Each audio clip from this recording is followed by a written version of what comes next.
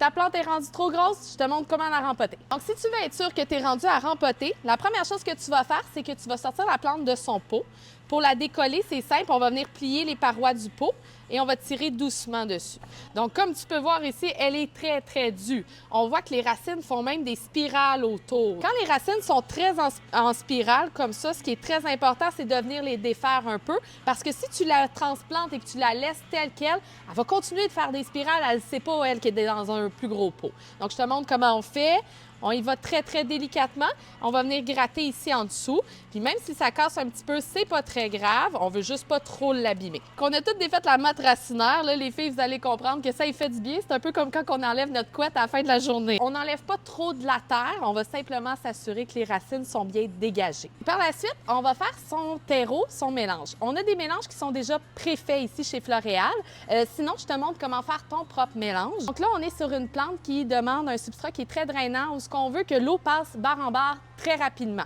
Je te montre mon mélange que je fais. Donc, le premier, ça va être 60 de terre tropicale. Donc, on parle vraiment de mélange de peat moss.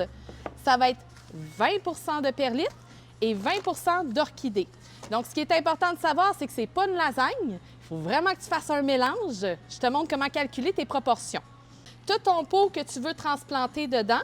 Tu vas prendre ta terre et tu vas venir remplir à peu près à 60 Après ça, même principe pour ma perlite, donc je vais en mettre pour l'équivalent de 20 au niveau de la hauteur. Et là, encore une fois, même principe pour mon substrat orchidée, qui est en fait un mélange d'écorce de pin et d'écorce de coco. Donc, c'est pas juste pour les orchidées, ça sert aussi dans tes plantes d'intérieur.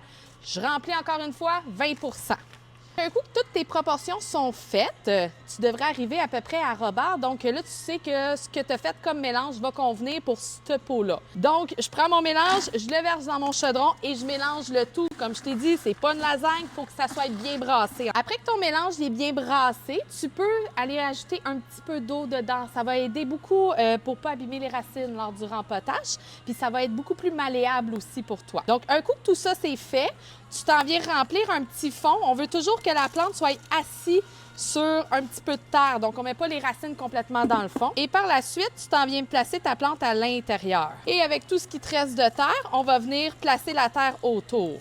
J'ai un peu un gros chaudron, ça m'arrive que je rempote des plantes qui sont très, très grandes. C'est super important qu'il y ait un niveau d'air dans la terre. Donc, si tu la compactes comme ça, tu vas venir étouffer les racines. L'autre chose qui est super importante de se rappeler, c'est qu'après un rempotage, c'est toujours un arrosage abondant.